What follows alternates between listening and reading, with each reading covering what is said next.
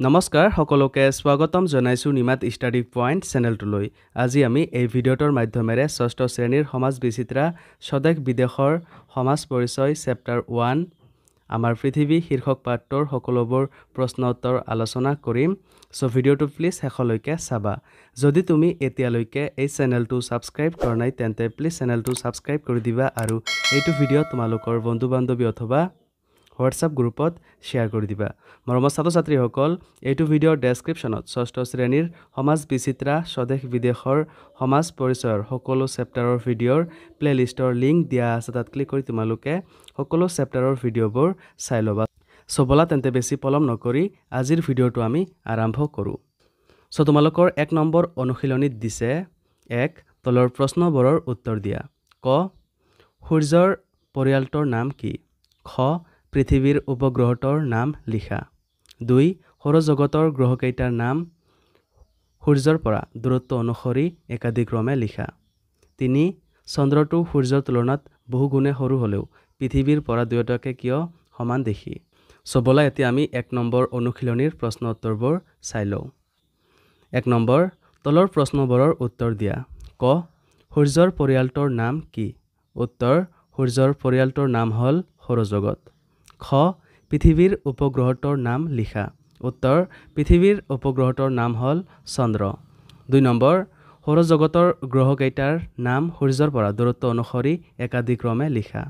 উত্তৰ সূৰ্যৰ পৰা দূৰত্ব অনুসৰি সৌৰজগতৰ 8টা গ্ৰহৰ নাম হ'ল ক বুধ, খ শুক্ৰ, গ পৃথিৱী, খ মংগল, ঙ বৃহস্পতি, প্ৰথম চ শনি, দ্বিতীয় চ ইউৰেনাছ, বৰ্গজ নেপচুন।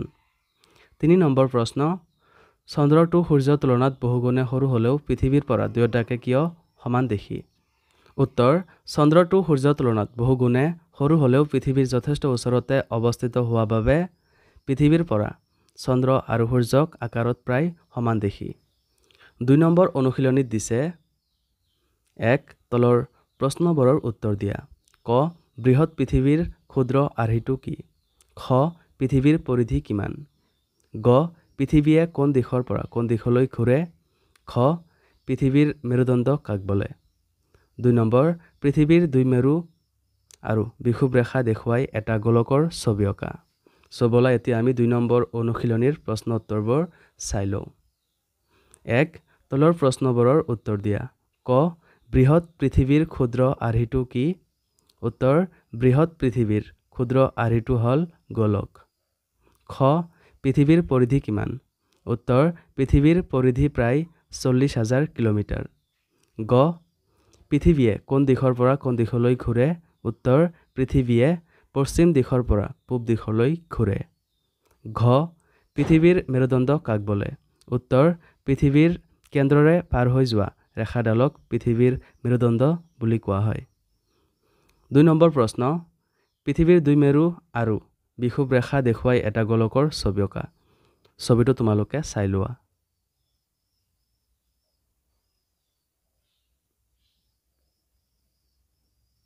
তিনি নম্বৰ অনুশীলনীত দিছে 1 তলৰ প্ৰশ্নবোৰৰ উত্তৰ দিয়া। ক অক্ষৰেখা কাক বোলে? খ বিষুৱ ৰেখাৰ কৌণিক মান কিমান? গ সুমেৰু আৰু কুমেৰুৰ কৌণিক মান কিমান? 2 নম্বৰ বিষুৱ ৰেখাৰ বিষয়ে বৰ্ণনা কৰা। 3 এটা গোলকৰ ছবি আঁকি তাত প্ৰধান অক্ষৰেখা কেইডাল দেখুওৱা। চ' ব'লা এতিয়া আমি 3 নম্বৰ অনুশীলনীৰ প্ৰশ্ন উত্তৰবোৰ চাই লওঁ। 1 তলৰ প্ৰশ্নবোৰৰ উত্তৰ দিয়া। ক অক্ষৰেখা কাক বোলে? উত্তৰ পৃথিৱীৰ ওপৰত পূব পশ্চিম দিশলৈ কল্পনা কৰা বৃত্তাকাৰ ৰেখাবোৰক অক্ষৰেখা বুলি কোৱা হয়। খ বিষুৱ ৰেখাৰ কৌণিক মান কিমান? উত্তৰ বিষুৱ ৰেখাৰ কৌণিক মান 0 ডিগ্ৰী। গ সুমেৰু আৰু কুমেৰুৰ কৌণিক মান কিমান? উত্তৰ সুমেৰুৰ কৌণিক মান 90 ডিগ্ৰী উত্তৰ অক্ষাংশ আৰু কুমেৰুৰ কৌণিক মান 90 ডিগ্ৰী দক্ষিণ অক্ষাংশ। 2 নম্বৰ প্ৰশ্ন বিষুৱ ৰেখাৰ বিষয়ে বৰ্ণনা কৰা। উত্তৰ বিষুৱ ৰেখা হৈছে পৃথিৱীৰ মাজভাগেৰে গোল কল্পিত এখন বৃত্তাকাৰ ৰেখা। ই উত্তৰ আৰু দক্ষিণ গোলাৰ্ধক সমানভাৱে বিভাজন কৰিছে। ই অক্ষৰেখাসকলৰ মাজত আটাইতকৈ দীঘল আৰু ইয়াৰ কৌণিক মান 0 ডিগ্ৰী। তিনি নম্বৰ এটা গোলকৰ ছবি আঁকি তাত প্ৰধান অক্ষৰেখা কেইডাল দেখুওৱা ছবিটো তোমালোকে চাই লোৱা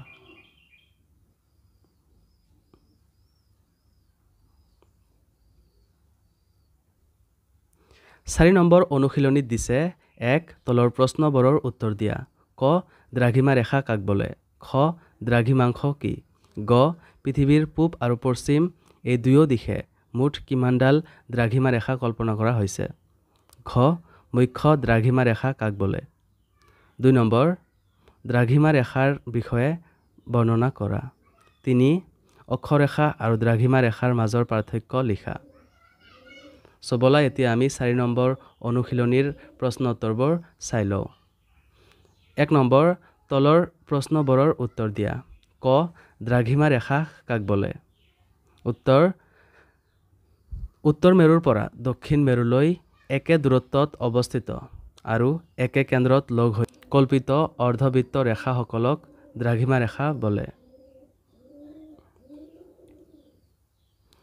খ দ্ৰাঘিমাংশ কি উত্তৰ পৃথিৱীৰ যিকোনো স্থান মুখ্য দ্ৰাঘিমা ৰেখাৰ পৰা পূব বা পশ্চিম দিশে কিমান দূৰত্বত আছে সেই কৌণিক দূৰত্বক দ্ৰাঘিমাংশ বুলি কোৱা হয় গ পৃথিৱীৰ পূব আৰু পশ্চিম এই দুয়ো দিশে মুঠ কিমানডাল দ্ৰাঘিমা ৰেখা কল্পনা কৰা হৈছে উত্তৰ পৃথিৱীৰ পূব আৰু পশ্চিম দিশে একৈ মুঠ 360টা দ্ৰাঘিমা ৰেখা কল্পনা কৰা হৈছে ঘ মুখ্য দ্ৰাঘিমা ৰেখা কাক বোলে উত্তৰ যি দ্ৰাঘিমা ৰেখাটোৱে গ্ৰীণ হাউচ চহৰখনৰ মাজেৰে গৈছে তাক মুখ্য দ্ৰাঘিমা ৰেখা বুলি কোৱা হয় 2 নম্বৰ প্ৰশ্ন দ্ৰাঘিমা ৰেখাৰ বিষয়ে বৰ্ণনা কৰা উত্তৰ দ্ৰাঘিমা ৰেখাবিলাক হৈছে উত্তৰ মেৰুৰ পৰা দক্ষিণ মেৰুলৈ কল্পিত অৰ্ধবৃত্ত এই ৰেখাবোৰে পৃথিৱীক পূব পশ্চিম ভাগত বিভক্ত কৰে আৰু সময় গণনাৰ ক্ষেত্ৰত অতি গুৰুত্বপূৰ্ণ ভূমিকা পালন কৰে 3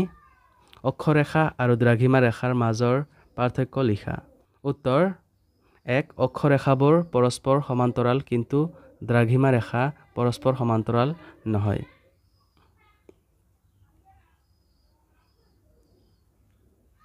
5 নম্বৰ অনুশীলনীত দিছে 1 তলৰ প্ৰশ্নবোৰৰ উত্তৰ দিয়া ক নাছাৰ সম্পূৰ্ণ ৰূপটো কি খ সূৰ্যই কাৰ চাৰিওফালে পৰিভ্ৰমণ কৰে গ পৃথিৱীক নিজ মেৰুদণ্ডত এপাক ঘূৰিবলৈ কিমান সময় লাগে ঘ অপসূৰ আৰু অনুসূৰ কাক বোলে ঙ পৃথিৱীয়ে সূৰ্যৰ চাৰিওফালে এপাক ঘূৰিবলৈ কিমান সময় লাগে 2 আহ্নিক গতি কাক বোলে ইয়াৰ দুটা ফলাফল লিখা 3 বাৰ্ষিক গতি কাক বোলে ইয়াৰ দুটা ফলাফল লিখা 4 পৃথিৱীৰ দুটা ভিন্ন অঞ্চলত কিয় একে সময়তে দিন ৰাতি নহয় সবলা এতিয়া আমি 5 নম্বৰ অনুশীলনীৰ প্ৰশ্ন উত্তৰবোৰ চাই লওঁ 1 নম্বৰ তলৰ প্ৰশ্নবোৰৰ উত্তৰ দিয়া ক নাছাৰ সম্পূৰ্ণ ৰূপটো কি উত্তৰ নাছাৰ সম্পূৰ্ণ ৰূপটো হ'ল national aeronautics and space administration খ সূৰ্যই কাৰ চাৰিওফালে পৰিভ্ৰমণ কৰে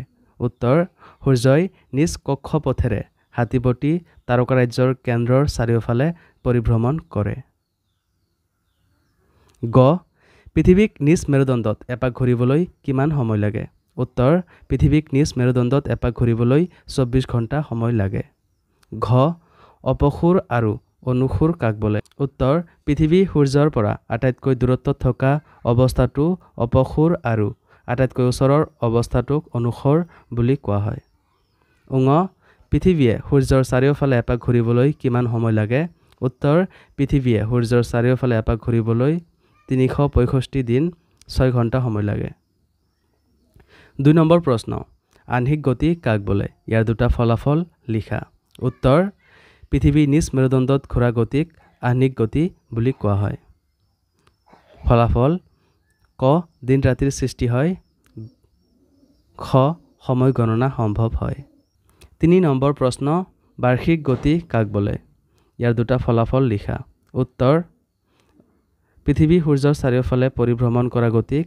বাৰ্ষিক গতি বুলি কোৱা হয় ফলাফল ক ঋতু পৰিৱৰ্তন ঘটে খ দিন ৰাতিৰ দৈৰ্ঘ্য সলনি হয় 4 নম্বৰ প্ৰশ্ন পৃথিৱীৰ দুটা ভিন্ন অঞ্চলত কিয় একে সময়তে দিন ৰাতি নহয় উত্তৰ পৃথিৱী নিজ অক্ষত ঘূৰা বাবে একেটা সময়ত পৃথিৱীৰ এটা অঞ্চল সূৰ্যৰ পোহৰ পায় আৰু আনটো অন্ধকাৰত থাকে।